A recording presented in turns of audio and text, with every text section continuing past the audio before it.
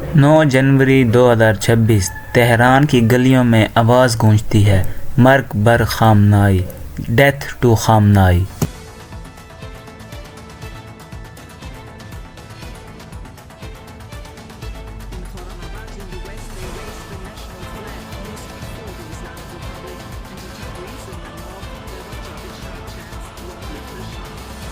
फिर दूसरी आवाज़ गूंजती है, long live the Shah, Shah जिंदाबाद, और फिर मुकम्मल black out. So Iran's in big trouble. It looks to me that the people are taking over certain cities that nobody thought were really possible just a few weeks ago. We're watching the situation very carefully. I've made the statement very strongly that if they start killing people like they have in the past, we will get involved. We'll be hitting them very hard where it hurts.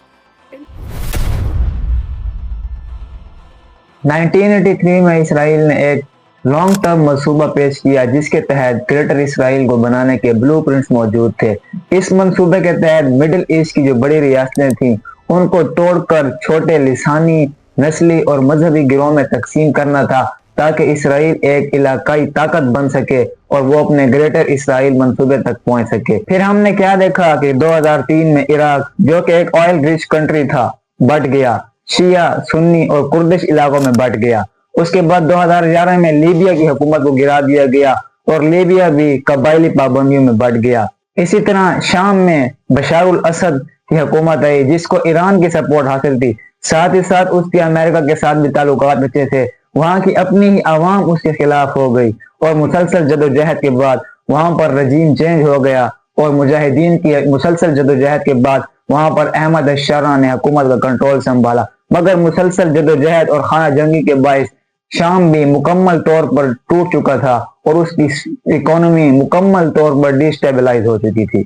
2026 में हम देखते हैं कि Iran में महंगाई के खिलाफ शुरू होने वाले मुजाहरे रजीम चेंज का मुतालबा करने लगे हैं।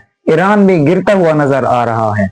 कुछ लोग हैं जो शाह के दौर का दोबारा से मुतालबा करते हैं, जबकि कुछ लोग अब भी खामनाई के हामी हैं और एक बड़ी तादाद में लोग सड़कों पर मौजूद हैं जिनका बेसिक मुतालबा महंगाई के खिलाफ प्रोटेस्ट था, मगर अब वो रजीम चेंज के मुतालबे में बदल गया है। हमास, जो कि इसराइल के खिलाफ सबसे बड़ी मज़ाहमती आवाज थी, उसके लीडर इस्माइल हानिया, जो कि ईरान के दौरे पर आए हुए थे, उनको ईरान के ही अंदर शहीद कर दिया जाता है। दूसरी तरफ अगर देखा जाए ईरान का सबसे मजबूत एक्सिस ऑफ रेजिस्टेंस यानी कि हिजबुल्लाह, उसके लीडर हसन नसरुल्लाह को भी निशाना बना दिया जाता है और वो भी एक हमले में मारा जाता है। ईरान के अंदर जो ईरान का न्यूक्लियर प्रोग्राम था उसको बड़ी ही आसानी से अमेरिका ने ईरान के अंदर घुसकर ही खत्म कर दिया है और ये सब वाकयात ईरान में लोगों के जहनों को शदीद मुतासिर करते हैं और इस वजह से वो लोग रजीम चेंज का मुतालबा करते हैं। अगर ईरान के मुआशी मसाइल की बात की जाए तो इस वक्त ईरान पानी की किल्लत का शिकार है। ईरान के बड़े 19 डैम मुकम्मल तौर पर ड्राई हो चुके हैं। खाने पीने की अशिया की किल्लत मौजूद है, महंगाई में इजाफा हो रहा है, इन्फ्लेशन रेट हद से बढ़ चुका है, लोगों को बुनियादी चीजों के खरीदने की औकात नहीं रह गई। ईरानी करेंसी मुसलसल गिरती जा रही है, लोगों के पास खर्च करने के लिए पैसा नहीं है क्योंकि मुल्क की असासे अवाम पर खर्च होने के बजाय न्यूक्लियर और मिसाइल प्रोग्रामों पर खर्च होए, जिसको अमेरिका ने बड़ी ही आसानी के साथ आकर तबाह कर दिया है। अक्टूबर 2023 में ईरान में महंगाई 48% को क्रॉस कर जाती है। आम आवाम के लिए रहना मुश्किल हो जाता है।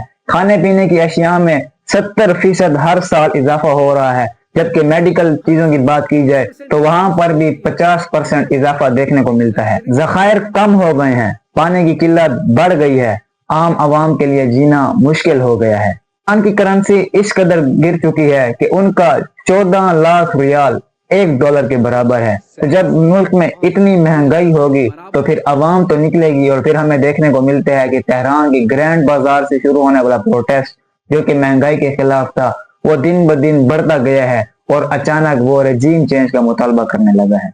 यहाँ पर एक और दिलचस्प बात देखने को मिलती है, वो ये है कि ईरान इस वक्त 4th लार्जेस्ट ऑयल प्रोड्यूसर है मुल्क का, लेकिन फिर भी वो अपनी इकोनॉमी को नहीं बचा सका।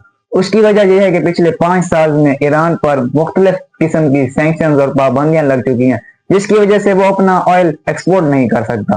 ایران میں اس وقت 193 بلین ڈالر کا جو آئل ہے وہ پروڈیوس کیا جا رہا ہے، لیکن وہ عوام پر اور ایکسپورٹ ہونے کے بجائے اپنے نیوکلیر پروگرام پر لگائے جا رہے ہیں، جس کی وجہ سے جو عوام کا فلاح و بہبود ہے وہ نہیں ہو پا رہی۔ اگر فیکٹس اینڈ فگرز کو دیکھا جائے تو 2010 میں جو ایران کی جی ڈی پی تھی وہ 50% گر کر 600 سے 350 ملین ڈالر پر آ گئی ہے، جس سے یہ ظاہر ہو رہا ہے کہ ایران میں تیل تو بڑھتا جا رہا ہے مگر معیشت گرتی جا رہی ہے۔ جب ایران 12 دن کی جنگ میں گیا تو ایران پر مزید پابندیاں لگا دی گئیں، جس کی وجہ سے اس کی حکومت نے مجبور ہو کر عوام پر 60% ٹیکس لگا دیا۔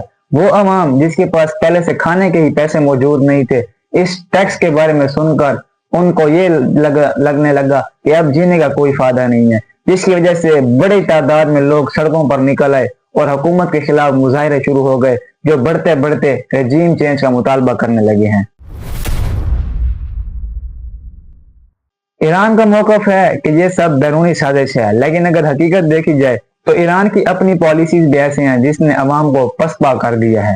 کھانے پینے کی اشیاء نہیں ہے، پانی کی قلت ہے، اکانومی مسلسل گرتی جا رہی ہے، اور ریاستی وسائل یا تو حکومتی عیاشیوں میں گئے ہیں یا میزائل اور نیوکلیر پروگرامز میں، جنہیں امریکہ نے آسانی سے تباہ کر دیا ہے۔ یہ وہ وجوہات تھیں جنہوں نے ایران میں احتجاج کو جنم دیا ہے۔ ایران اس چیز کا تمام تر جو الزام ہے وہ سیمونی سازش اور امریکہ پر لگا رہا ہے، لیکن اگر دیکھا جائے تو ایسی پالیسیز بھی بنائی گئی عوام کے لیے جو کہ ان کے مفاد کے لیے بہتر نہیں تھیں، جنہوں نے ان کو اس احتجاج کرنے پر مجبور کیا ہے۔ اور اگر ہم ماضی میں دیکھیں تو ایران جو کہ مڈل ایسٹ کی ممالک میں امن خراب کرنے میں ملوث رہا ہے، اسی طرح پاکستان میں دہشت گردی اور اسمگلنگ کو بھی فروغ دیا ہے، تو جو ایران کے تعلقات ہیں اپنے پڑوسیوں کے ساتھ وہ زیادہ کچھ اچھے نہیں ہیں۔ ہم دیکھ سکتے ہیں افغانستان کے ساتھ بھی ان کے جو معاملات ہیں وہ اچھے نہیں ہیں، اسی طرح عراق کے ساتھ اور اس طرف پاکستان کے ساتھ بھی۔